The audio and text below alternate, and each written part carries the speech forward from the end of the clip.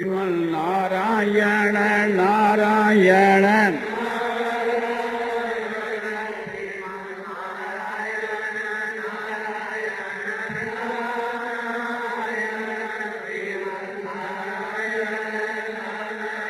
श्यावर रामचंद्र की जय।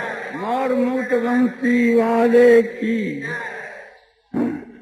त्रेता युग के बीच के बाद राम लक्ष्मण शत्रुघ्न ने जो बर्ताव किया वो सज्जु के समान किया। त्रेता युग तो सही, उससे और संजो की बढ़ करके हो, उसी की तो महिमा संसार के बाद संजो की गाई जाती है। और संसार के बाद ये बात कही जाती है कि क्या करा है, वहां का प्रबंध बहुत अच्छा है, वहां तो राम राज है। तो ये मालूम देता है कि आज संसार भर के बीच के वहां ये बात प्रसिद्ध है। और राम राज के समान आज तक किसी का भी राज नहीं हुआ, नहीं तो ये तुलना नहीं दी जाती। जिसी का राज राम से बढ़कर होता तो आज उसकी संसार में तुलना दी जाती, किंतु आज तुलना दी जाती है कि राम राज की। तो भगवान श्री रामचंद्र जी का जिस समय में राज था, तो प्रजा के साथ में भगवान रामचंद्र जी का कैसा उत्तम बर्ताव था, बड़ा उत्कृति का बर्ताव था। मित्रों के साथ के बीच के वहां बड़ा उत्कृति का बर्ताव, भाइयों के साथ में बड़ा उत्कृति का बर्ताव। भगवान जब बालक थे तो समझो की खेला करते थे, उस समय के बीच के मां अपने भाइयों को जिताते थे और खुद हार जाते थे बाजी के बीच के मां। जिस प्रकार से अपने भाइयों को खुश करना, ये भगवान राम का ध्येय था। और राज की बात आपको बतलाई कि श्री राम तो ये चाहते हैं कि भरत असुर राजा बने, और भरत ये चाहते हैं कि राम असुर राजा बने। जैसे लोग बोल खेलते हैं और इसको ठुकराते हैं, बोल को ठुकराते हैं तो उस पार जाता है, जो ठुकराते इस पार आती है। तो राज को गेंद बना करके भरत और श्री राम उसको खेल रहे हैं। भरत जी भी राज को ठुकराते हैं और राम भी राज को ठुकराते हैं। ये भाइयों का व्यवहार देखिए। तो हम लोगों को भी इससे ये शिक्षा लेनी चाहिए। हम भाई भाई जब अलग हुए, भाई भाई संसार में एक ही बार अलग होते हैं। जो अपना संपत्ति है उसको भाई के लिए ठुकरा देना चाहिए। जिस प्रकार से भाई स्वीकार करे वो चेष्टा करनी चाहिए, अधिक से अधिक भाई स्वीकार करे। प्रथम तो ये बात है कि उसका सेवक होकर जाना चाहिए छोटे भाई को, और बड़े भाई का ये कर्तव्य है कि नाम नाते का मालिक बनना चाहिए और सब काम अपने भाइयों को सौंप देना चाहिए। ये श्री राम लक्ष्मण भरत शत्रुघ्न के बर्ताव से ये सब बातें मिलती है। और मित्रों के साथ में कैसा व्यवहार, प्रजा के साथ में कैसा व्यवहार, थोड़ा ध्यान दे करके देखो। जिस समय के मां भविष्य जो है भगवान राम की शरण से आए हैं, उस वक्त के बीच के मां खबर मिलती है बंधुओं के द्वारा कि राम का भाई भविष्य ने आपका दर्शन करना चाहता है। भगवान राम ने समझो कि सुग्रीवादी बंधुओं को इकट्ठा करके श्री राम से पूछते हैं अपने मित्रों से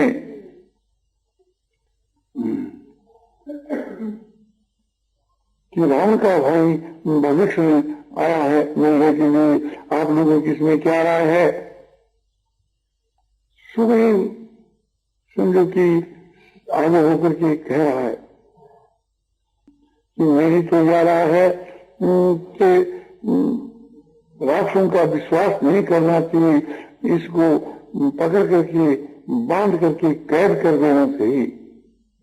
राक्षस लोग जो है बड़े कपटी होते हैं, वे मौका दे करके मार डालते हैं और बलवान भी होते हैं। भगवान राम कहते हैं कि वह आप लोगों ने जो मुझको सम्मति दी, परामर्श दी, बहुत अच्छी दी। मित्रों को जैसा परामर्श देना चाहिए ऐसे परामर्श आप लोगों ने मुझको दी। किंतु ये जो कहा कि राक्षस लोग कपटी होते हैं, तो क्या मेरे सम्मुख कोई कमल लेकर आ सकता है? और ये कहा कि बलवान होते हैं, तो मेरा भाई जो लक्ष्मण है इतना बलवान है कि वो सब राक्षसों को समझो कि आप मार सकता है। और मेरे ये एक नियम है कि जो मेरी शरण आ जाता है, कह देता है कि मैं आपका हूं, तो उसको मैं अभयदान देता हूं, उसका मैं त्याग नहीं करता, चाहे वो कैसा भी पापी क्यों नहीं हो। तो इस बात को हनुमान जी समझ गए और झट भविष्य को ले आए। भविष्य के आने के बाद भगवान ने कहा कि आओ लंकेश, और फिर वहां उनका समुद्र का जल बना करके उसकी रात सुलग कर दिया कि लंका की लंका का राज उनको दे दिया। अभिराज मिला नहीं, किंतु आशा थी, वो तो उसकी जानने वाले थे कि आज अपने को मिलना है, तो भविष्य को राजा बनना है। तो भविष्य के साथ में कैसा हुआ? अपने शत्रु का भाई है एक प्रकार से थी, तो उसके साथ में कैसा व्यवहार किया जाता है कि शत्रु को तो मारना ही है, फिर मार कर आज हमको क्या करना है, उसके भाई को बेटों को तो देना चाहिए। और वही मित्रों के साथ में कैसा हुआ, उनकी खूब प्रशंसा करते हैं और अपने स्वभाव का भी परिचय देते हैं कि भैया तुम्हारा कहना तो ठीक है, किंतु मेरे जैसे मनुष्य को क्या करना चाहिए, आपने फिर विचार करना चाहिए। तो ऐसा मित्रों के साथ में विवाह, प्रजा के साथ में कैसा विवाह, वाल्मीकि रामायण के उत्तरकांड के मां लिखा है। और समझो कि पद्म पुराण में भी कहा आती। एक समय के मां भगवान श्री राम ने अपने गुप्तचरों से, जिसको हम गुप्त पुलिस कहते हैं, उनको हुक्म दिया कि तुम गुप्त रूप से खबर लो कि शहर के लोग मेरे विषय में क्या कहते हैं, क्या चर्चा करते हैं। तो उन्होंने आकर खबर दी कि प्रभु आपकी बड़ी महिमा गाते हैं, आपकी महिमा का सब कोई गान करते हैं, और बोले हमारे भाइयों के विषय में, आपके भाइयों के विषय में भी खूब ऐसा अपने उसका गुणगान करते हैं, माताओं के विषय में भी खूब गुणगान करते हैं, सबके विषय में करते हैं, बहुत खुश है, प्रजा को बड़ा संतोष है। बोला कोई विषय को लेकर के कुछ लोग में हमारा अपवाद भी है क्या, निंदा भी है क्या? हाँ बोले महाराज, एक बात को लेकर के कोई निंदा करता है। किस बात को लेकर के? इस बात को लेकर के सीता राम के यहाँ 1 साल भर रही, उस सीता को राम ने स्वीकार कर लिया, अपने घर में रख लिया, ये अच्छा नहीं किया। क्योंकि हमारे घर की भी स्त्री इसी प्रकार से कहीं चली जाएगी तो ये उदाहरण देगी कि सीता भी तो साल भर राम के यहाँ रही और राम ने उसको वापस रख लिया, तो हमने ऐसा कौन सा अपराध कर दिया? तो इसका हम क्या जवाब देंगे? तो ये आदर्श व्यवहार राम के लायक नहीं हुआ। उस वक्त में श्री रामचंद्र जी मंत्रियों से पूछते हैं कि ये क्या बात है। मंत्रियों ने कहा कि हाँ ये बात को लेकर तो चर्चा है। तो भगवान ने कहा कि देखो सीता ने अपने सफाई दी थी, अग्नि परीक्षा दी थी, सीता का कोई भी दोष नहीं है, बिल्कुल शुद्ध और पवित्र है। इस बात को हनुमान लक्ष्मण आदि सब कोई जानते हैं, किंतु फिर भी मेरी प्रजा की असंतोष है, तो मैं इस विषय में विचार करूंगा। फिर भगवान एकांत में बैठ करके ये निश्चय किया कि सीता शुद्ध है, पवित्र है, कोई इसका अपराध नहीं है, तो एक प्रकार से प्रजा के जो असंतोष है तो उसको त्याग कर देना चाहिए। यह निश्चय करके कि जब भरत आए, भरत से कहा कि भरत मेरी आज्ञा है कि तुम सीता को वाल्मीकि ऋषि के आश्रम के पास में ले जा करके उसको छोड़ाओ, मैंने उसका सदा के लिए त्याग कर दिया है, क्योंकि मेरी प्रजा सीता को लेकर के विवाद कर रही है। इतना सुनने के साथ ही समझो भरजे तो मूर्छित होकर के गिर गई। ये पद्म पुराण में लिखा है। वाल्मीकि रामायण के माँ मूर्छित नहीं हुई, बस मौन हो गई और वहां मूर्छित हो गई। ये दशा शत्रुघ्न की हुई। फिर लक्ष्मण आए, लक्ष्मण से कहा तो लक्ष्मण से और विशेष रूप से कह दिया कि लक्ष्मण मेरी शर्त है तुम्हारे को, हमारे वचनों को उठलना नहीं, उसका एक प्रकार से प्रतिकार नहीं करना, जो मैं आज्ञा करूं उसका तुम पालन करो।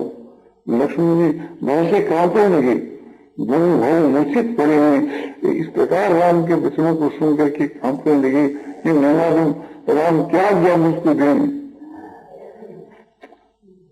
कहा कि लक्ष्मण सीता को लेकर के संसार के मां मेरा अपवाद हो रहा है, निंदा हो रही है, मेरी प्रजा की असंतोष है, इसलिए तुम वाल्मीकि ऋषि के आश्रम के नजदीक सीता को तुम छोड़ा और मैंने सीता का सदा के लिए त्याग कर दिया है। बस इस विषय में उठना नहीं करना और तुम ले जाओ। सीता ने एक समय के बीच के मुझसे ये बात कही थी कि मेरी इच्छा है कि मैं वन में जाकर के ऋषियों का दर्शन करूं, ऋषि पत्नियों का दर्शन करूं और तीर्थ करूं, गंगा स्नान करूं, तो इस बहाने से तुम ले जाओ। उस वक्त सुमंत को बुलाया गया और वैसे महल के नीचे खड़ा करके के लक्ष्मण जी गए सीता के पास में। सीते क्या कभी आपने महाराज से प्रार्थना की थी वन में जाकर के ऋषियों का दर्शन करना, ऋषि पत्नियों का दर्शन करना, गंगा स्नान करना, तीर्थ करना? हाँ मैंने की थी, तो महाराज की आज्ञा हुई। सुन करके सीता बड़ी खुश हुई।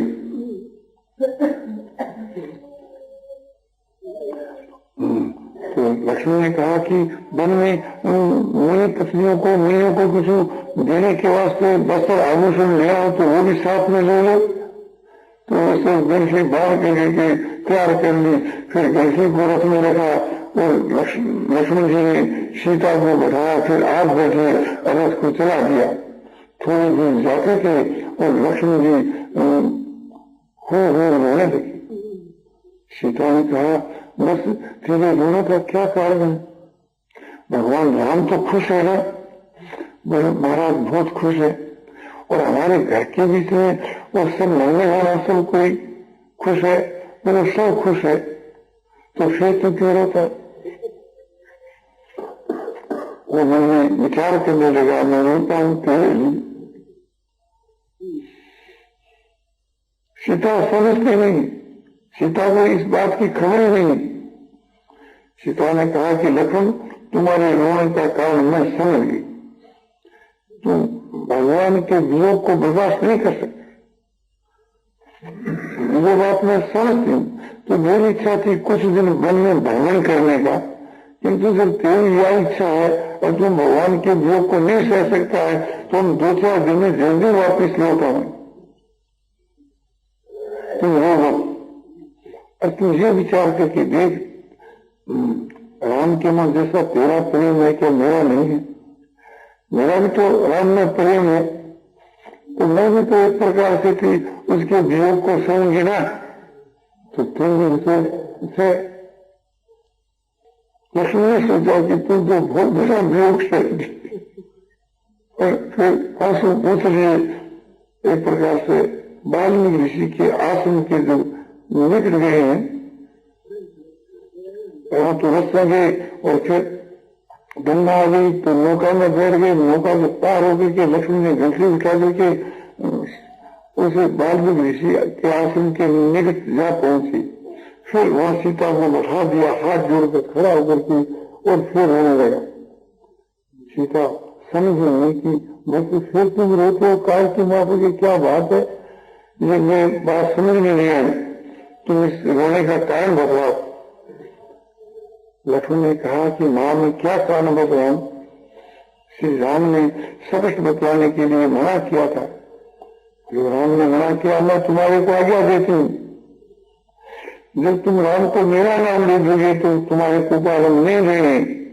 तुम कह देना सीता के आग्रह करने के लिए मैंने बदला दिया। राम के साथ में मेरा कितना प्रेम है इसको तुम जानते हो, तो मेरे प्रेम के नाते भगवान राम तुम्हारे को कुछ भी नहीं कहेंगे और मेरा नाम लेने के बाद तुम्हारे को कभी ऐसे दोष नहीं देंगे।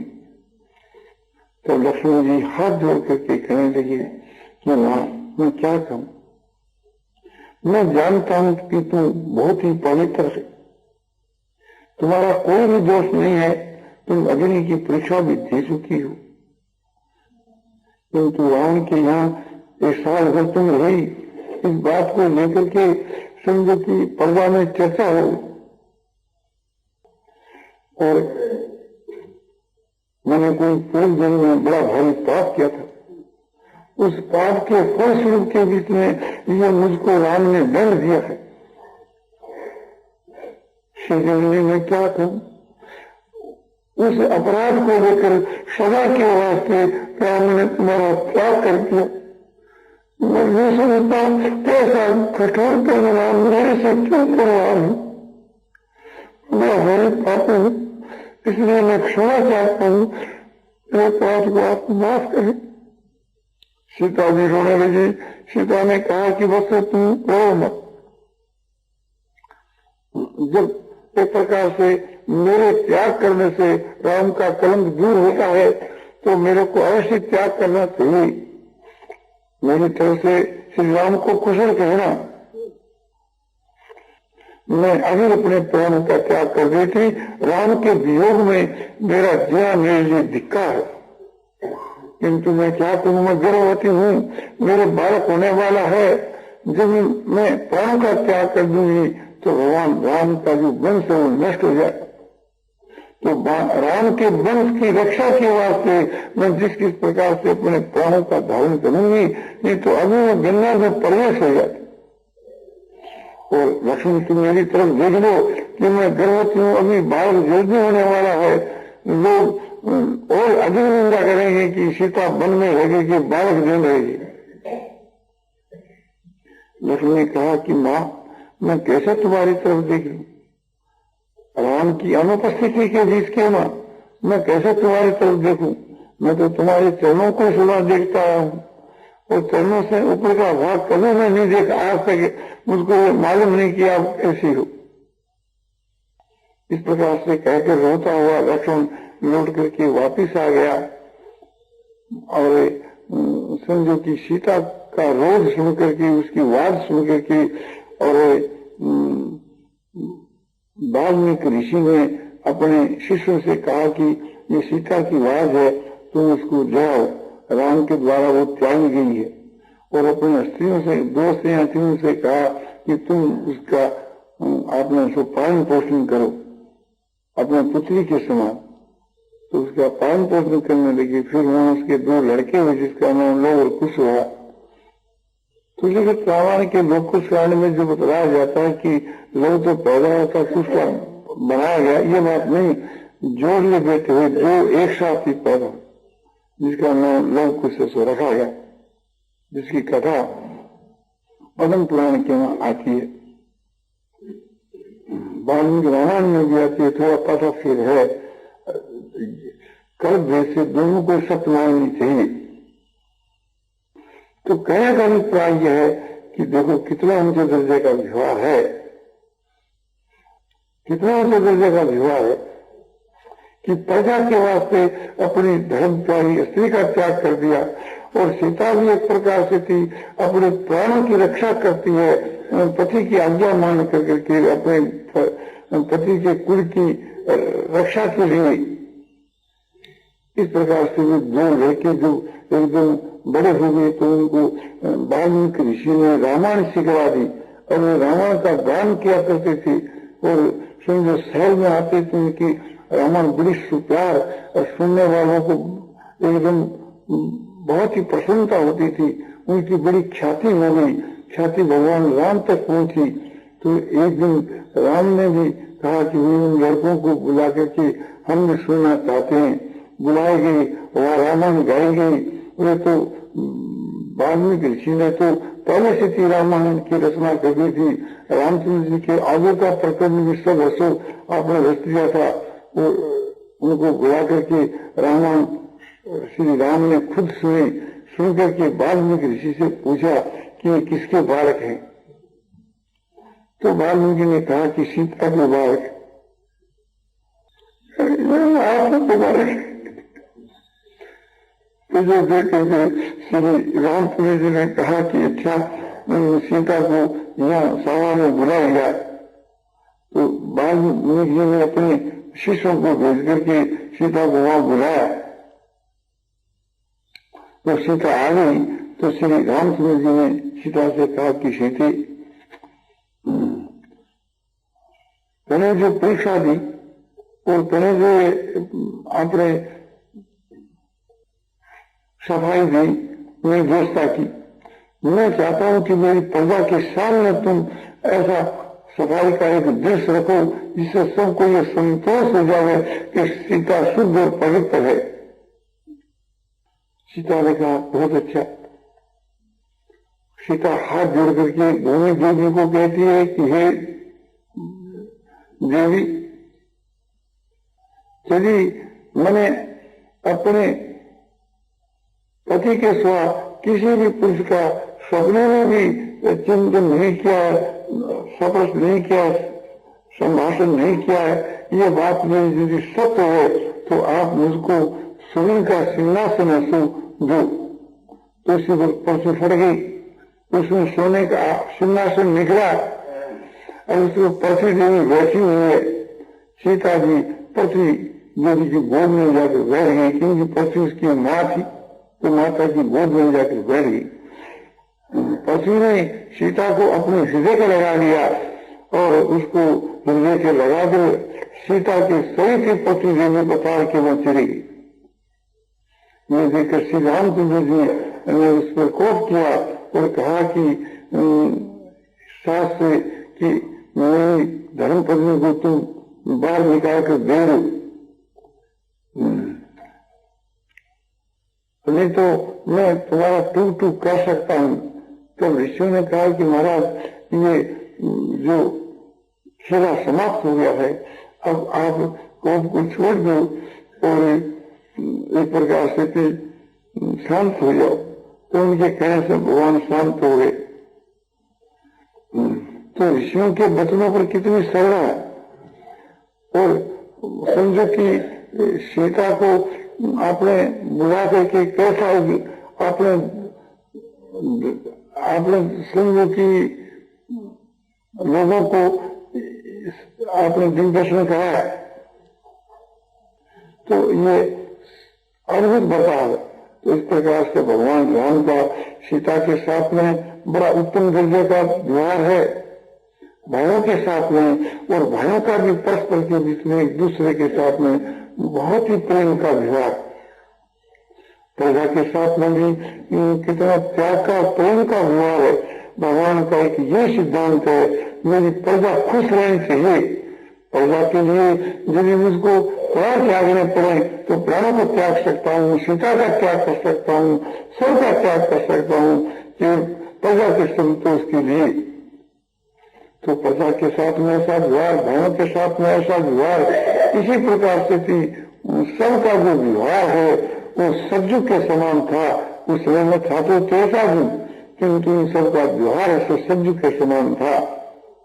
और इन सबका जो व्यवहार, पांडवों का जो व्यवहार है वो द्वापर युग के मां त्रेता युग के समान था।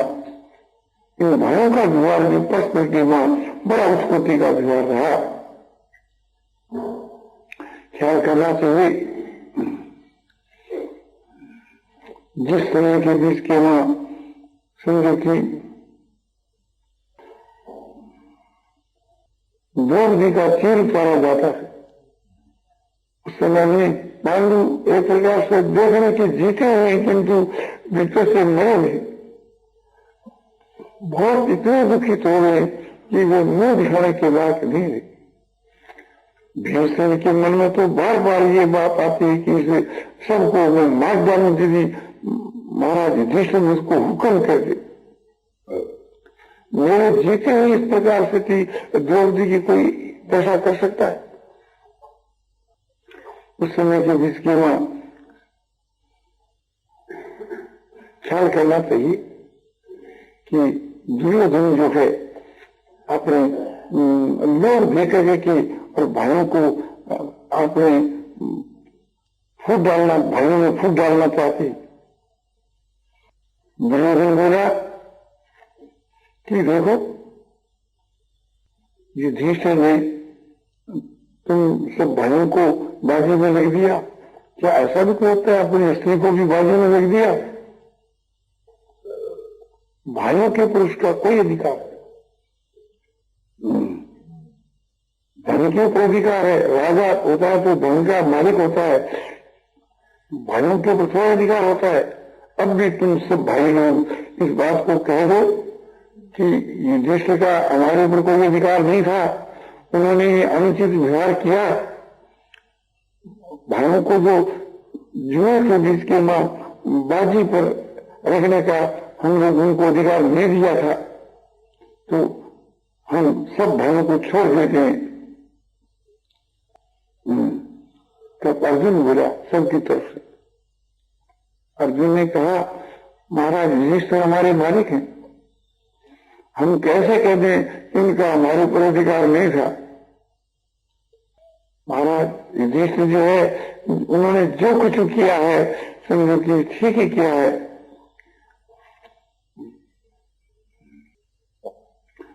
तो दुर्योधन लज्जित हो गया,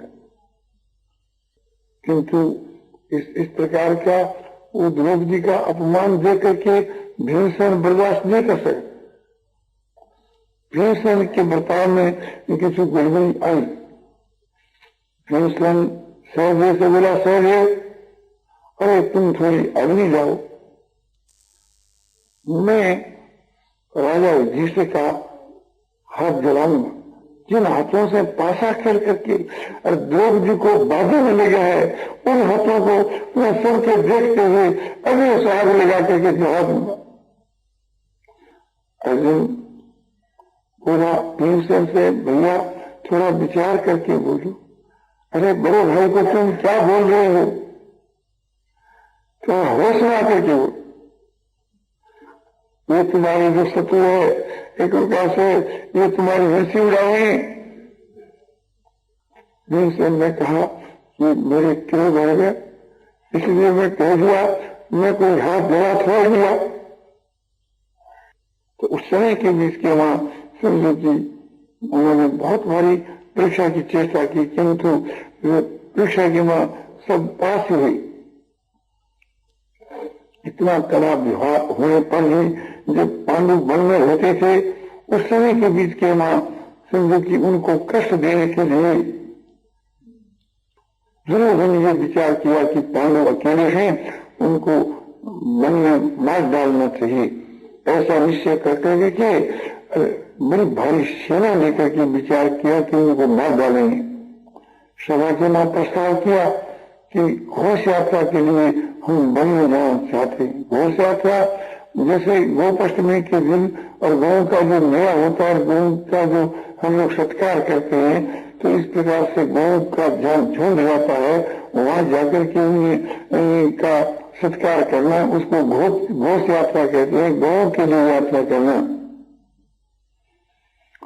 तो भीष्म जी ने कहा कि तुम वन में जाकर के गौ की सेवा कर सकते हो, जगह जगह हम लोगों का वन है, किसी भी वन में जाकर के सेवा कर सकते हो, किंतु जिस वन के मां राजा युधिष्ठिर भाइयों के सहित तपस्या कर रहा है उस वन में नहीं जाओ, और जहां तुम्हारी इच्छा वहां जा सकते हो।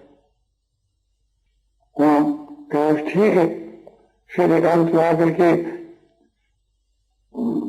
दुशासन, दुर्योधन, शकुनी और कर्ण ये चंडाल चौकड़ी में मिलकर के विचार किया कि देखो ये तो ऐसे कहें, हमको तो वन में जाना इसी उद्देश्य से उन सबको मार डालना है। तो उनकी बात की अवहेलना करके के भीष्म की बात की अवहेलना करके सारी सेना लेकर के चढ़ाई कर दी जहाँ की पांडव लोग वास करते थे। इस बात का अनुभव देवताओं को हो गया। तो राजा इंद्र ने स्वर्ग के वहां सहारा बुला करके कि सबसे पूछा कि कोई है ऐसा कि दुर्योधन को अपने भाइयों के सहित औरतों के सहित बांध करके यहाँ बुलावे। तो चित्रसेन गंगे जो अर्जुन का मित्र था उसने कहा कि मैं जा सकता हूं। तो बोले तुम जाओ उसको बांध करके ले आओ। तो गंधर्वों की सेना लेकर के और चित्रसेन गंगे वहां पहुंचा जहां दुर्योधन ने आकर के डेरा दिया था। उसके पास के वहां एक बड़ा तालाब था, उस तालाब के ऊपर इन्होंने पड़ाव डाला। जब सरोवर के जल को उछालने लगे सुना